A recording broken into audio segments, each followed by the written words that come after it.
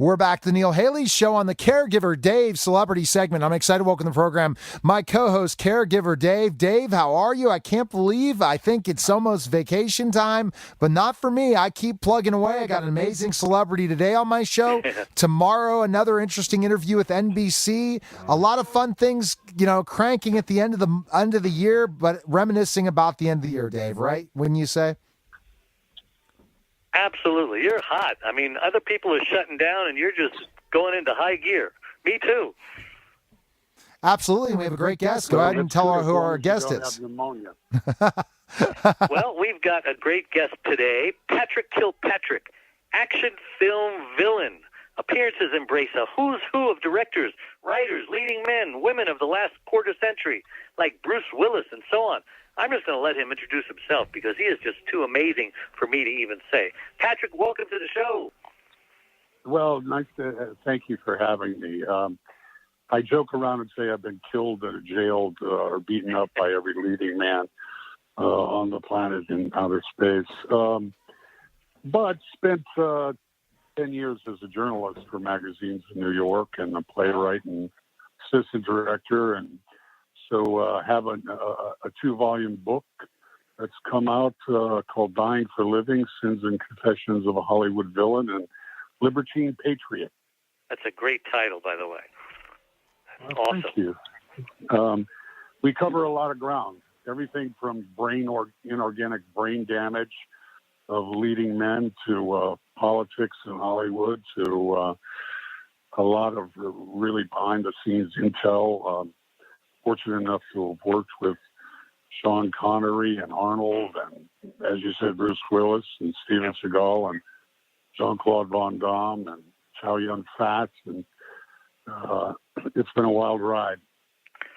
And you look like all of them, all rolled up into one. I mean, you're a good-looking guy. You clean up good, and you look really mean, too. All the qualities of a villain. It's funny, as you go in your career, you get compared to different people. I seem to be getting Randy Couture a lot these days, the UFC guy. Oh, wow. Okay. That changes. It's funny, Patrick, when you talk about, looking better when you're older. We weren't told that, Patrick and Dave, right? When we were young, that our days are ahead of us. The older we look, the better looking we get. And absolutely. If Sean Connery can do it, man, there's hope for all of us. Well, so what do they say? That when a person is young, they get the face that they have. When they get older, they get the face they deserve. So, I think that's another very good point about, I had a car accident when I was younger, and I learned a lot about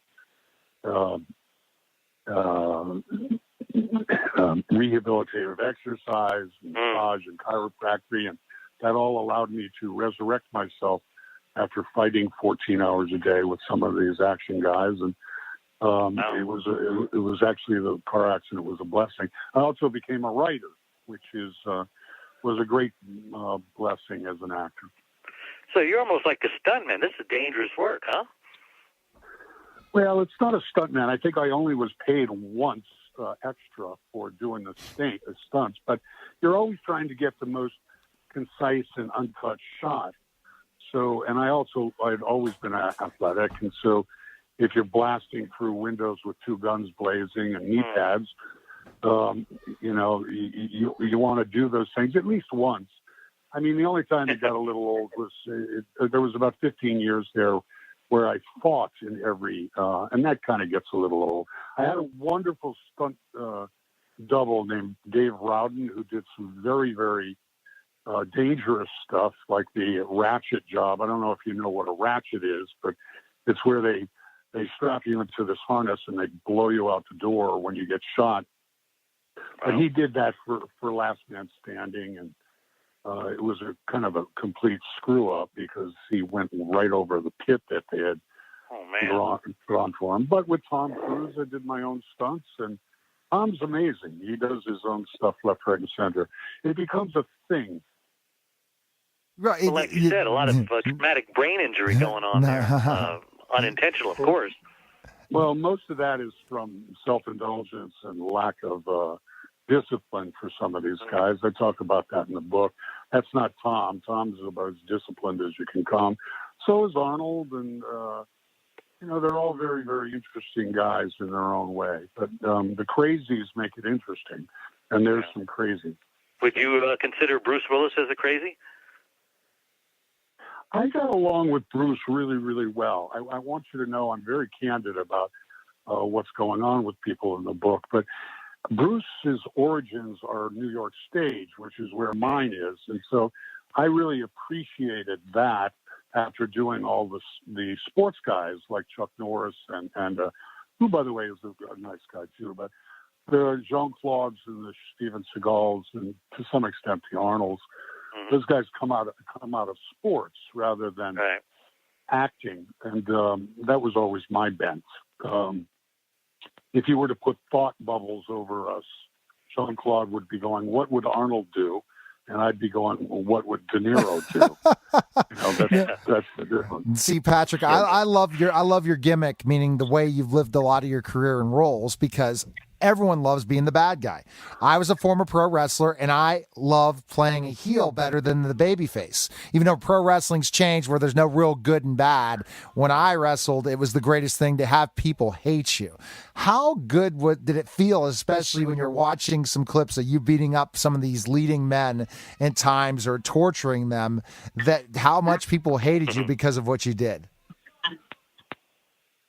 Well, mostly people take great delight in it. I've spent a lot of time being a go-to white Aryan supremacist at certain times in and the people of color are like, "You're the best white Aryan supremacist I've ever seen," and they take great delight in it. I think some of that is anti-authoritarianism, and they really love that. Most people realize that it's cinema villainy is not the same thing as real villainy. And the other thing is, what's really astounding is when you see these young kids see these movies, and then you'll meet them, and you're virtually, literally part of their nightmare fantasy. They probably shouldn't have been allowed to see the movies at such a young age. But, when I was growing up, it was Frankenstein and The Mummy, and these guys, they have a little bit of difficulty knowing where reality ends and fantasy begins. And so that's pretty remarkable to be part of somebody's dream nightmare scenario. It's been very rich acting turf, and I really have enjoyed it. They can't cut you out if you're the bad guy. And if they do, the movie is going to suffer for it. Woe be to the movie that doesn't give the villains their due. So let's talk more about your book. Now, how many actors have actually gone into authorship? Not too many, I don't think. And, how long did it take you to write it? Is this your very first book? Are there going to be more to follow? Well, I've written many scripts. I started out at every magazine in New York writing ad campaigns and journalism and that kind of thing in New York. And that was wonderful to get out of university and to have a literate career. And then by accident or destiny, I ended up taking a sabbatical from Time Inc. to write a novel. But instead, I saved money. I split a house with an actor, becoming a huge Broadway force, John Tillinger. So I became his assistant director and then directed off Broadway, and I wrote a play instead of a novel. And so writing has always been a part. Then when I got to Hollywood, of course, I could see that there was a lot of turf to be milled in screenwriting. So I did a lot of screenwriting, and I founded my own film company, and we did a lot of, most of that was historical and not autobiographical, but I realized that I had a tremendous repository of stories, and I found that when I gathered with other people to tell stories, that often I had a story that topped theirs, and that didn't make me feel great. I didn't want to diminish other people's telling a story, so I knew I had to find a place for it. So we ended up with about a 600-page manuscript, and gratefully the first agent and a very highly placed one jumped all over it, Intellectual Property Group. And I made the decision to divide it into two books. Volume 1 came out at the National Press Club on October 3rd in the Kennedy Center for Performing Arts. And then we did a giant reading at Barnes & Nobles in Manhattan, at the largest Barnes & Nobles there. And we've been going around at different books, things, and, of course, working with the PR people. The second book, first book is my upbringing in the writing and a lot of Hollywood stuff. The second book is all Hollywood. So that'll be out around February 14th, Valentine's Day. Wow. So it took him. Yeah. I was going to say. It took me about 4 years to do that. But, I spent a lot of time in the New York publishing world, and that was interesting and good, although somewhat restraining. And I wrestled with that for a while. The book became, things that happened, like they'd say, I had politics in, because, we live in a very specific world of politics here in L.A. And then they said, well, take that out. And then Trump got elected, so they said, put it back in. So they're a couple of pretty big books. So, but I think ripping along. One thing you learn from working with magazines or newspapers is you learn how to rip along your writing. Let me jump in before, just to give you a point, because, again, I love Dave, and this is the fun thing that we can do. And the more and more he co-hosts with me, Patrick, he has his own show as well. The more he gets to co-host with me, the more he'll find out I can follow up with any question in the world. So let's talk about, I got a great stopper before we go into promotions of some of your other stuff. I am binge watch and also watch tons of things. So what do you recommend a film, first a movie to watch that's specifically available on Amazon or Netflix that has you in it, that are not new stuff, older stuff, because we're going to promote your new stuff soon. Which one would you recommend? Yeah. Well, I always recommend Minority Report with Steven Spielberg because it's a masterful movie. But if you want to see Death Warrant with Jean-Claude Van Damme, it's a cartoon that's stuck with people forever. Replacement Killers with Chow Yun-fat, it's another. For me, it's like a volume thing. I did 80 television shows, everything from 24 to, Boomtown to all the CSI and the NCIS shows. So it's very much a repertory thing. You're dropping in and dropping out.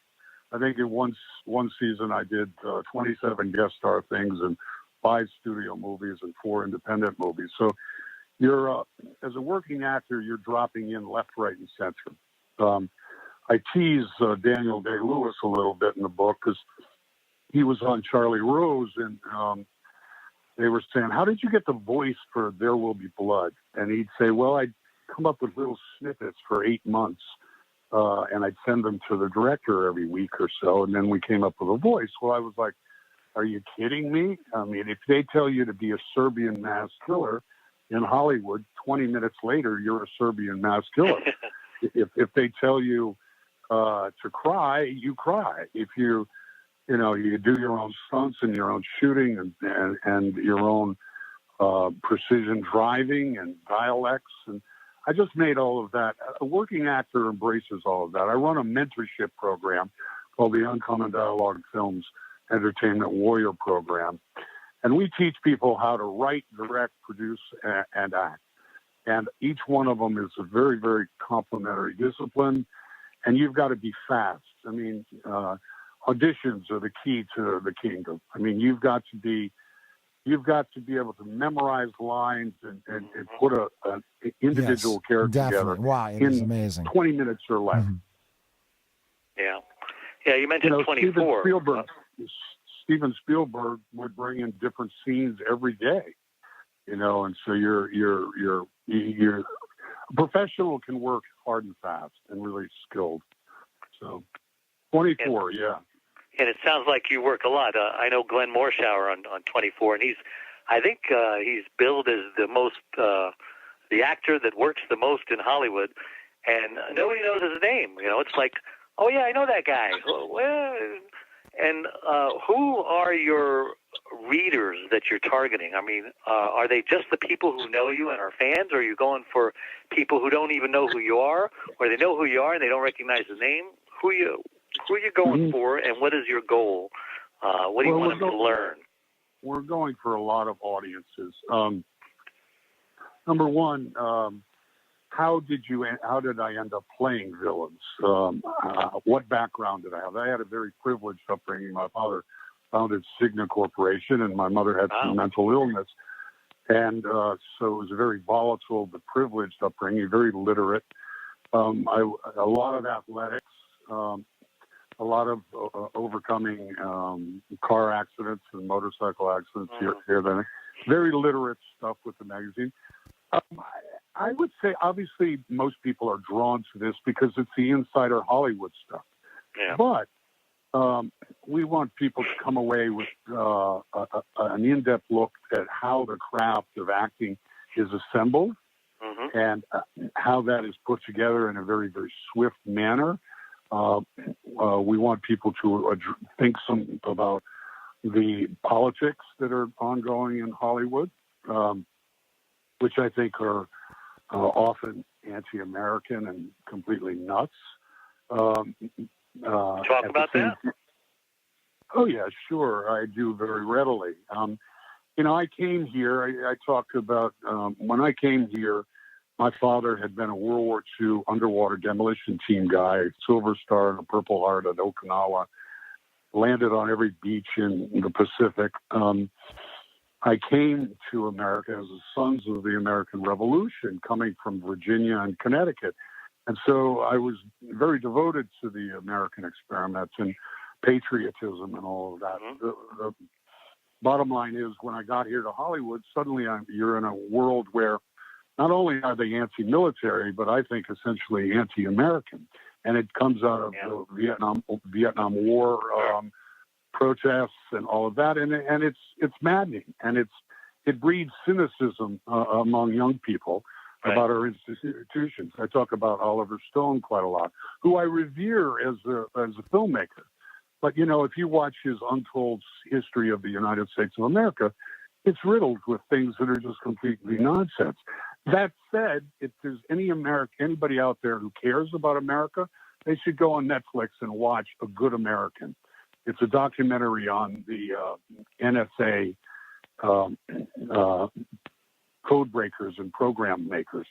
They've, since Vietnam, have had the ability to predict negative events from terrorist groups and armies that were opposing, and yet the greed of the American government stifled those creative geniuses because they were able to make billions of dollars not absorbing what they're doing. And that kind of stuff cost American lives from Vietnam right up through 9/11 to right now. So on the one hand, Oliver Stone's done a great job. He executive produces this. He's done a great job. It's a brilliant thing. I think your audience will find it appalling and make them angry about some things that are going on with the government. I believe in giving our intelligence services everything they need to do the job. But these guys were able to protect Americans' rights, at the same time do the job, and yet the government rewarded spectacular failure on the part of the intelligence services. Yeah. It's a very interesting thing. There's a lot of information out there. Look, there's a lot of great fiction shows, Narcos Mexico. These are all extraordinary documentary / fictional exercises. There's a great world of cinema energy out there, and we kind of owe a debt to Netflix and all these places, because for a while it looked like it was going to die because of reality TV. Yeah, I love the There's a new, lot of great stuff. and it's great for you because you never know the opportunity next coming up, Patrick. And I'm going to segue us because, again, we could talk to Patrick Kilpatrick for hours here on the Neil Haley Show's Caregiver Dave celebrity segment. But let's kind of go right into Patrick, the point in the matter. Your two movies coming up. I like the both seem very interesting. It seems I bet you're a villain in both. I didn't get to read up or watch, and you got to tell me where I could go watch these, Patrick, because I'm becoming this kind of guy that's is binge watching like crazy, watching movies. But I love watching stuff that I interviewed the celebrity in because I could become a fan and really become a fan of that actor. It's a lot of fun. So go ahead and tell us. It's like a bad penny. He's everywhere then. Well, Nightwalk is coming out. That's I describe it as a Romeo and Juliet Western journalist meets Islam beauty. We filmed it in Morocco. Sean Stone, Oliver's son, plays the journalist, and I play the quote-unquote towering vessel of hate. I was able to improv my way all the way through that one and insult every cultural group on the planet. And then there's one very interesting project called Catalyst, where I play a pedophile priest. Wow. Which was a really interesting experience to do the research on that because I hope that one is ultimately redemptive for everybody who's involved. There's a number of other good actors involved, and we all play sort of the seven deadly sins. And directed by a wonderful director named Christopher Folkens. And that's coming out. And then Assassin X is on DirecTV, and Blackwater with Jean-Claude and Dolph Lundgren is on DirecTV. I won the People's Choice Award for Assassin X at the Action and Film Festival, which I was very grateful for. So I just played a good guy, border patrol guy, in a movie called The Grand Inquisitor, and they're in pre-production. Oh my gosh, some of this stuff's not even listed, Patrick. Can you believe how much this guy works, Dave? I mean, he's giving me the binge watch for the rest of the year already of what shows to watch. And now, Dave, we're going to kind of jump in. And I saw Active Shooter, too. That's another one coming up, right, Patrick? That's what I was interested in. Active Shooter is a very unique project. I went out and we shot about 500 hours of footage, ostensibly about the idea of what does it take if an action actor gets into the mind of an active shooter. And at the same time, we were saying some things about what I call the Hollywood culture of theft. There's a ceaseless attempt by the powers that be out here, which I've been able to escape, but at stealing intellectual property. The Chinese have nothing on the Beverly Hills major studios and production houses, but Active Shooter, I have to edit that, and it'll be brilliant, or we won't release it. A lot of great footage. It went all over the country, used real SWAT teams, real fire departments, a lot of nature imagery. So essentially that's screenwriting in the editing room. Yeah, wow. So, Dave, your question's coming up. He is doing an amazing job. And I bet you, Patrick, again, which I have to go through your films and I'll say, oh, that's him. And that's the kind of thing that a villain, we always hate them, but, it is what it is. But go ahead, Patrick, go. Dave has his final question for you to end the show. Why Dave's here. Dave's an amazing guy as well. And Patrick, what he does is just tremendous work for caregivers. And it's a tremendous message and mission. And he continues to grow and help others. And go ahead and ask the question, Dave.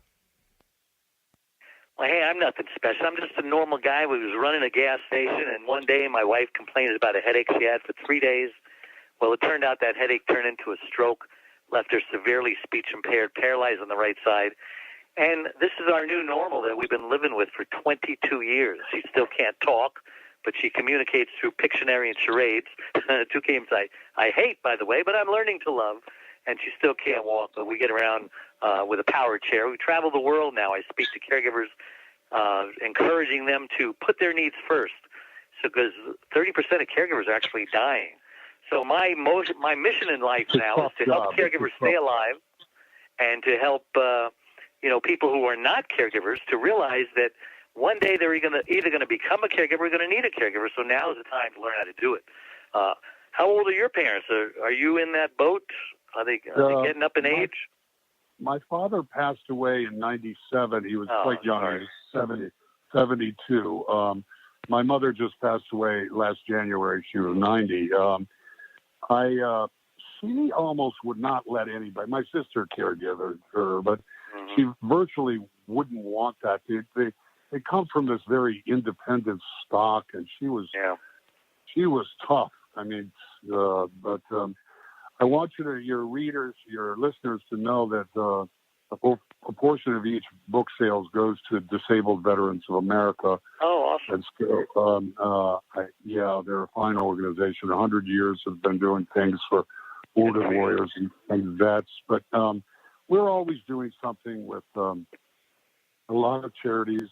Celebrity's not worth much unless you actually are doing something good for somebody. And I'll say some prayers about you and your wife that says something tremendous about you. Tremendous about you. And well, she's doing good. I mean, she makes us normal people look like whiners and complainers. She doesn't complain about anything. And anytime I complain about something, she gives me this look like, yeah, try walking 24 hours in my shoes, buddy. So I just encourage people to go to caregiverdave.com and join the team and stay alive, stay healthy. And Patrick, best place we that. can, that's great, Patrick. And where's the best place we can connect with you? Well, the book is hardcover, softcover, and Kindle is on Amazon. It's also on BarnesandNobles.com. If somebody wants an autographed copy, they can go to PatrickKilpatrick.com. I'm readily accessible on Facebook and these places, Twitter, and that I'm Patrick, Pat Kilpatrick. I'm Pat Kilpatrick is on Twitter. And it's out there, and in select stores. We've got a lot of signings coming up, particularly in LA, and January, February, March. But anybody can get a hold of me by the social media sites, and happy to communicate with a lot of people. Absolutely, and I can't wait to start binge watching your movies, and then I'll have to hit you up on Twitter saying, "Hey, Patrick, I know who you are now," because I know I was a fan of Jean-Claude Van Damme's movies. So I'll say, "Oh my gosh, you're the villain." Okay, so last question, Patrick. You are still doing movies. I'm 6'10". I could get some work, couldn't I? At one point in time, even maybe when my kids get older, I can get some work, wouldn't I? With my size. Former pro wrestler too, by the way. Being as an old guy, right? Yeah. Yes, you could. I want to tell you that the truth is it comes down to craft. Now, that's not to say that you might not step into some interesting jobs just because a director takes a fancy to you. But if you're going to get a sense of craft, it takes about a year or so of really driving. Most of it is learning how to audition and act. If anybody who wants to pursue any of that, they can contact me, and we have a program that saves people a lot of money and keeps them from walking in the wilderness. That's great. Which is the whole Good for you. Give them back.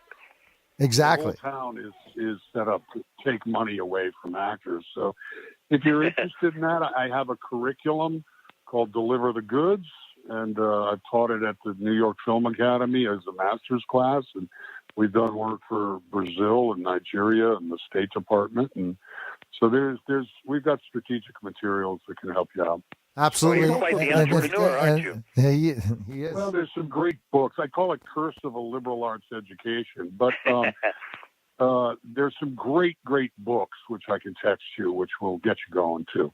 All right, well, I got to wait some years, or who knows, Patrick, I could be contacting you. I interviewed somebody that was in the movie with The Rock as playing the ape, and he said, guys with this size, there's opportunities big time, but I guess I can't be leaving now. But at one point, I'm going to try. But good talking to you, Patrick, and former pro wrestler myself. So and it was good talking to you, and best of luck with the books. And when I watch your movies, I'm going to tweet you out. Let's hope you don't ignore my tweet. Okay. You. All right. Thank you good. very much. Sounds good, guys. Happy get us the show, and we'll blast it out as well. Happy holidays, guys. Merry You Christmas. too. All right. Merry Whatever Christmas. you Happy. celebrate out there. Absolutely. Merry Well, thanks for Christmas. calling, Let's just Patrick. say it. Cheers. Take care. Okay. Thanks. Okay. Bye-bye. Thank you. Bye-bye. You're Bye-bye. listening to Neil Haley's show, and we'll be back in just a moment. We're back to the Neil Haley Show, or we could call it the Toll Education Hour. It doesn't matter. Last night, the 9th anniversary, getting the opportunity to talk to Bill Ayers about education and talk about specifically what's going on in our country in education regarding teaching. But one of the things that makes many parents nervous and administrators nervous and teachers, everybody, is safety in our schools. It's something that, again, a lot of times it's not even the kids that are in the schools, it's people who visit the schools that leads to violence and different things. So I'm excited to welcome to the show Mark Williams. He's the vice chair partner for the Alliance for Safer Schools. Mark, thanks for calling. How are you?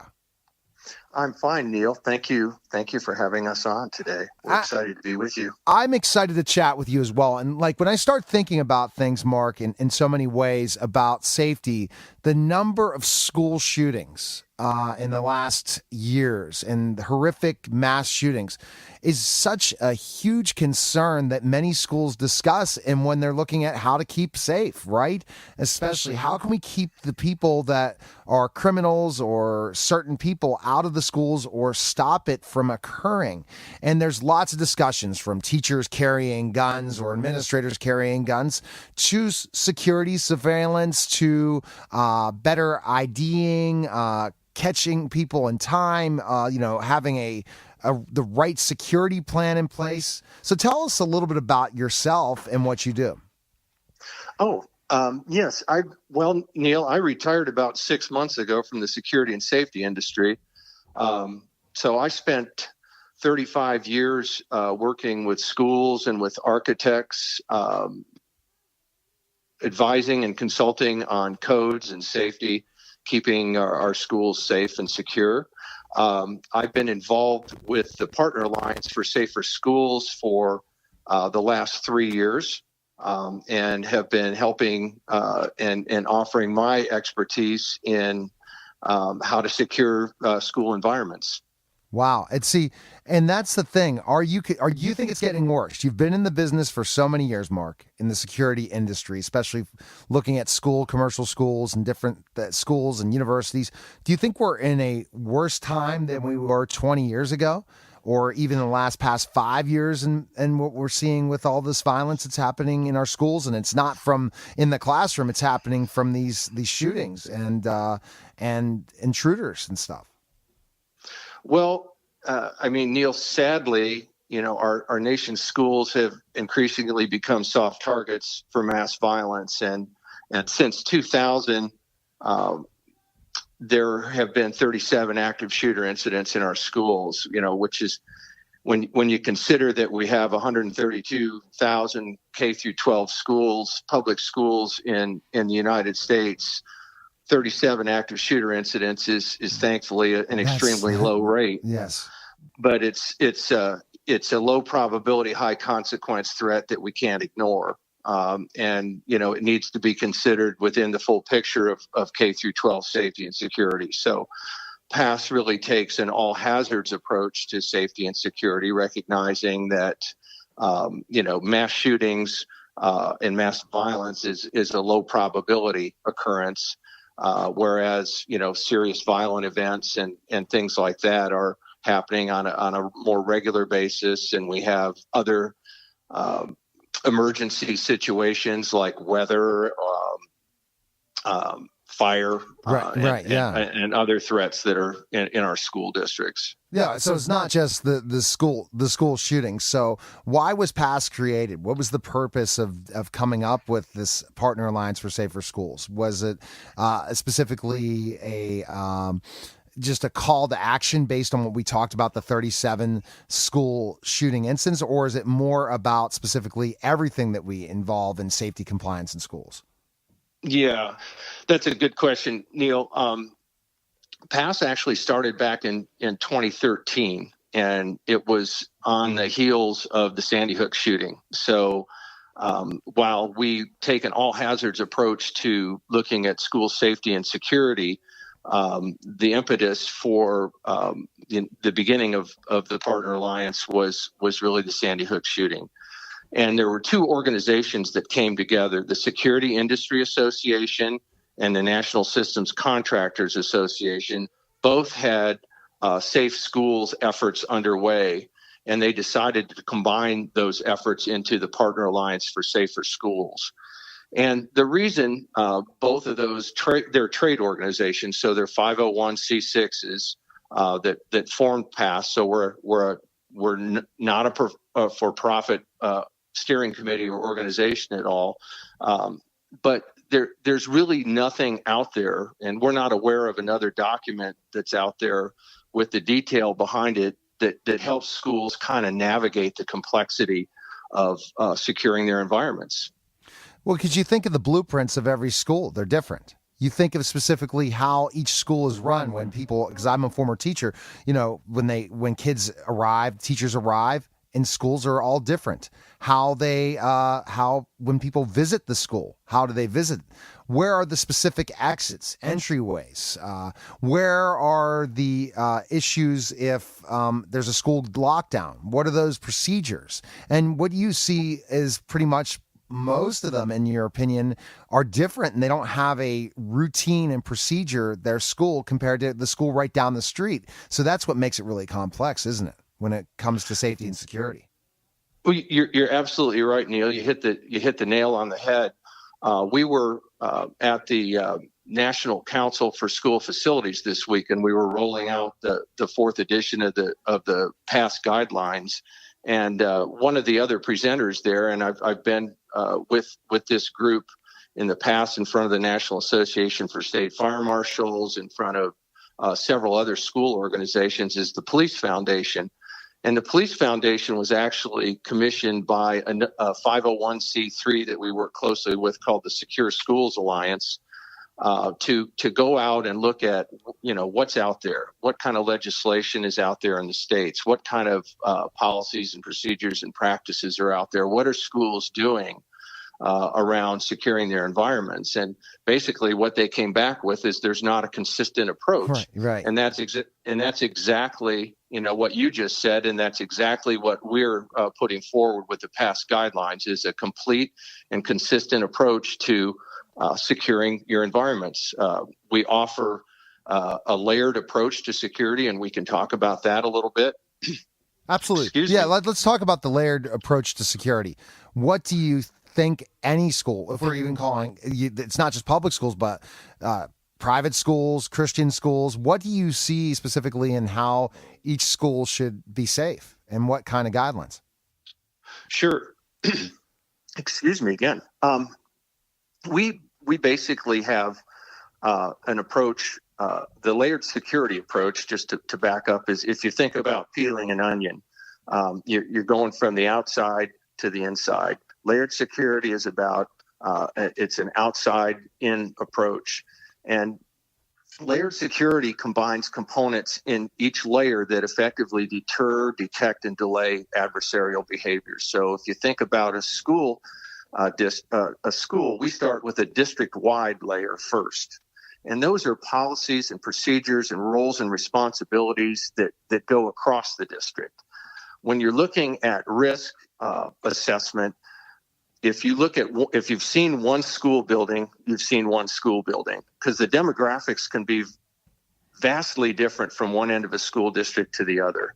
I live in Denver. Yeah. Mm-hmm. From one end of the Denver school district with 160 buildings or so to the other can vary from, a very affluent neighborhood to a neighborhood that's in a high crime area. So you have to understand what your risk assessment looks like, then work into assessing your building across these various layers of security.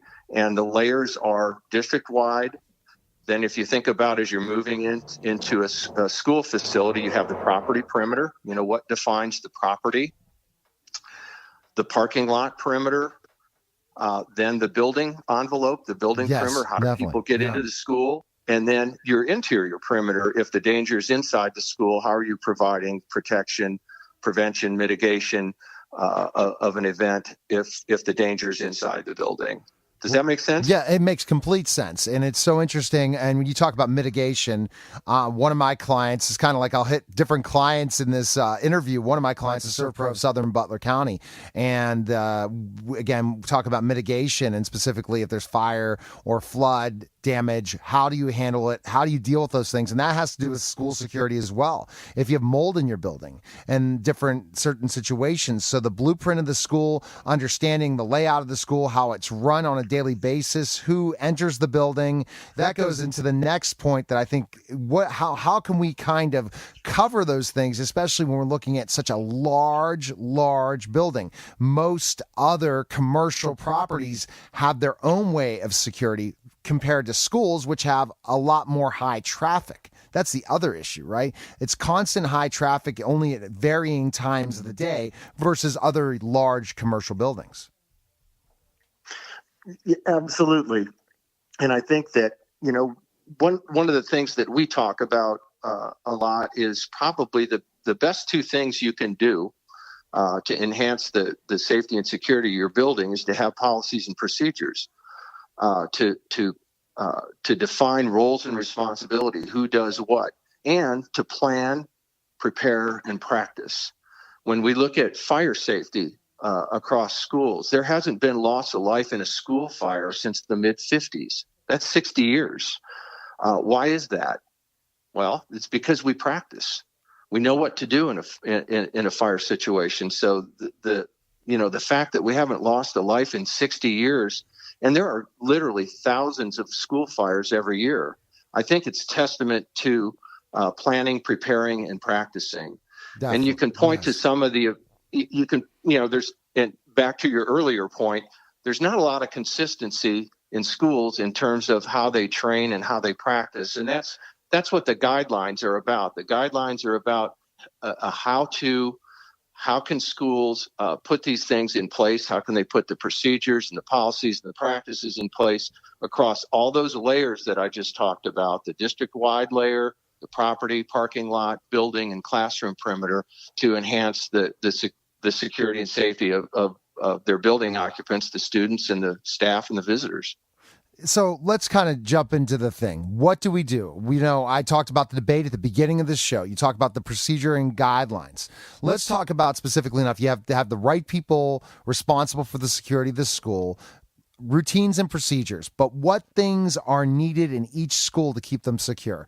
I'm sure, Mark, that you're in dialogues and debates all the time when it comes about arming teachers or having armed security guards or different things, but there are other measures that we can keep the building secure instead of those things. They could be a good thing, value added, especially if it's a specific area. When we're talking not arming teachers, but armed security, if you need that specifically in a very high trafficked area with a big population and all those things. But what other things are needed to keep a school secure? I think that, certainly to your question, to your point, the gun control subject comes up a lot, and as does the mental health aspect of securing the environments and school safety. We're dealing with the physical security of the building, and to answer your question, there are some very simple things schools can do. One of them is to look at their building envelope and recognize that there are a lot of exterior doors. There's a lot of ways into the building. And when we look at the building perimeter specifically, most of those doors are in the building for one reason and one reason only, and that's for emergency egress, to get people out in the event of an emergency. They're not there to allow access into the building for anyone, anytime, for any reason. So having a main entrance and having signage that directs people to a main entrance where, visitors are directed, go to the main entrance. And at the main entrance, having what's called a secure vestibule, where visitors can walk into a vestibule.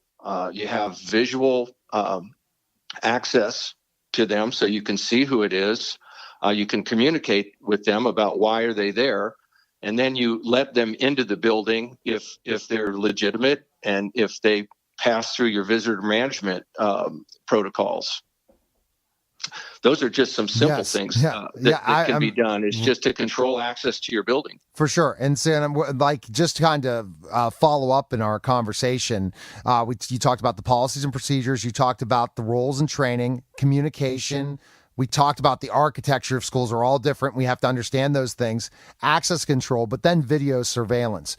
Very, very important, I think, in a lot of ways when you're talking about somebody that's coming into the parking lot or somebody who's that does not seem like the normal person that ever comes to visit that school, and to be able to identify that very quickly so that you can contact law enforcement. That's key, isn't it? Or they enter in another area of the building. And you see the hallways and you see that person doesn't seem like they belong. So that's huge as video surveillance. Absolutely, Neil. I couldn't agree with you more. And I years ago was not a real advocate for video surveillance because I sort of believed that it was forensic in nature, right? It kind of showed you and told you what happened. Right. But your point is well taken, and when we look at the 132,000 existing K through 12 schools that we have in this country, and we think about the average age of those is 47 years old, they weren't built to CPTED principles, which is crime prevention through environmental design. And part of CPTED principles is you have visual access to people who are approaching your building. And the video is absolutely crucial in providing that. So absolutely right. Video is a huge advantage, and about 74% of schools, K-12 schools across the country, have video surveillance in one way, shape, or form. But again, to our earlier conversation, it's not necessarily consistent in terms of how do they locate them? What type of cameras are they? Are they pan, tilt, zoom cameras? Do they have night vision? Do they activate when certain activities or actions are unusual?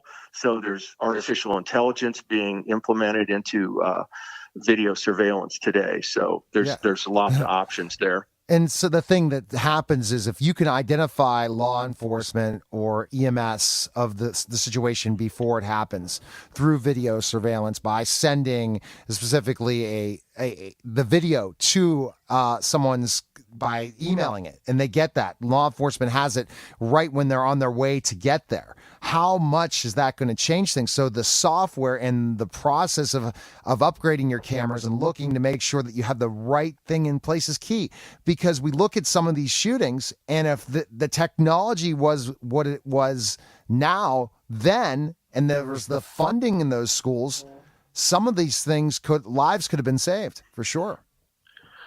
Oh, absolutely. And, the mileage varies, in terms of the sophistication level of video surveillance. I'm not a video surveillance expert, but I can speak to, circumstances like the one you just mentioned. For example, at Parkland schools, they had video, but what they didn't realize was the video that they were looking at was actually 20 minutes old. Oh, so by the time, by the time they figured out, that it was the video was 20 minutes delayed, the shooter was literally at McDonald's having a milkshake. Oh, and that goes back to who's monitoring it when we talk about the whole process, that the people, roles and training, looking at the specific things, the way that virtual cameras work now, and the ability to, I guess, have people monitoring it both in the school and also have the ability to archive that material and tag it is huge in that process. So let's it's very interesting. I think video and surveillance is such a huge part of it. But I want to go into cybersecurity before we end. Again, things that you guys do at PASS, look at all also is detection and alarms, especially when you're talking about fire alarms or different types of things. You look at the transportation. We talk about busing and how safe are our buses? Are there cameras in the buses? How are we identifying through, certain types of security badges? But let's talk about cybersecurity. How do you put that into place? Talk about that a little bit. Well, I'm not a cybersecurity expert, but we have those folks on our steering committee. We have 14 people on the steering committee, and we all bring different expertise to the table. So I'm not as well versed on the cybersecurity aspect of it, but just being able to protect your systems.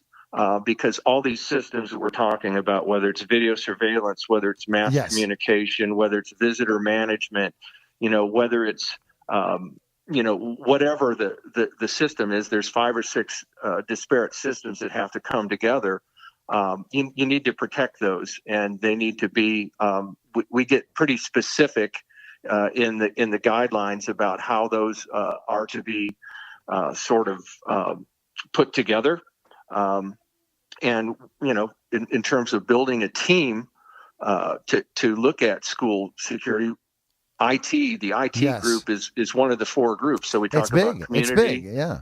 Yeah, we talk about community. We talk about the administration. We talk about having folks on your design team. And then we talk about the IT group and who needs to be involved on that side of it. So I apologize, Neil. That's okay. No, I want in the cybersecurity or video. I think video surveillance and cybersecurity go hand in hand. If you have specific cameras and the monitoring is not the best access control, and that they're able to, take down the internet or different things, and you don't have the ability to still transfer information and materials through those cameras, then a lot of issues do occur for sure. And let's kind of go into the last thing. I think that all the points that you're talking about, if we want to have the most secure schools, they need to put that in their budgets. That certain school districts, especially when we're looking at countywide school districts or just local school districts in alone, need to put more money into their security budget. And I'm sure that's part of what PASS sees as well, right? That the budgeting, how much to spend on all these things to keep our kids safe, is a very, very important thing when funding comes through every year. Absolutely. And there are, we put together a study at the end of last year because no one had really put together and looked at what's the size of the problem. So what we did was we took the PASS guidelines, the 3rd edition, and we looked across all of these various layers and best practices that you find in the guidelines, and we went to Littleton schools who had implemented the PASS guidelines. So they had actual costs. Okay. So what we did was we pulled those costs into the model, and we extrapolated it and extended it across the country for every by state, for every public school building, and looked at it across our various tiers. So our approach is tiered. Tier 1 is kind of basic security, and Tier 4 all the way to Tier 4, which is the most sophisticated security. And we've talked about some of those elements, like some sophisticated video surveillance and things like that. And we came up with a cost.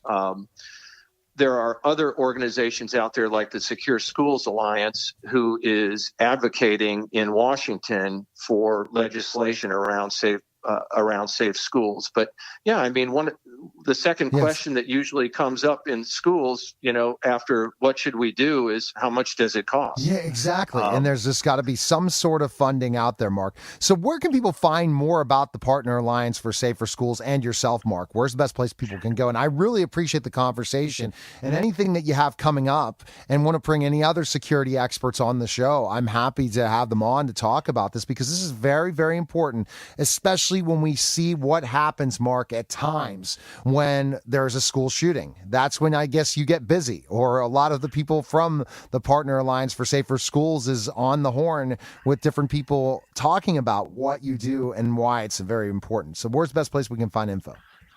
The best place to find info, Neil, is our website. We just launched a brand new website yesterday, and it's passk12.org. So www.passk12.org. The other folks that we work with on a regular basis that I think would, you might want to speak with would be the Secure Schools Alliance, Robert Boyd there. And then one of our committee members is a woman named Michelle Gay with Safe and Sound Schools. Michelle is executive director of Safe and Sound Schools and co-founder. She and Alyssa Parker are both women who lost daughters in the Sandy Hook shooting. Yes. And Michelle is a dynamic speaker. She is on the road all the time. They're involved in basically education around safe schools, a little bit of technology, talking about mitigation and intervention, a lot of the mental health side of the conversation. And that's safeandsoundschools.org. And the other one is secureschoolsalliance.org. Well, Mark, we're going to stay in touch and love to have all of them on. So we have to kind of I have your email. We'll kind of stay in contact for sure to kind of bring that security component to the radio program and our network, because I think it's important because parents are worried about these things, especially when it seems like it comes up every week. You brought up 37, but it seems like it shows up on Facebook that there was an active shooter that was stopped or something every week on Facebook. And that's a really big concern that we have to find ways to secure our schools better. And you really brought a lot of information in this time. So I appreciate you calling. Thank you, Neil. It was a pleasure to be with you. All right. Take care, Mark.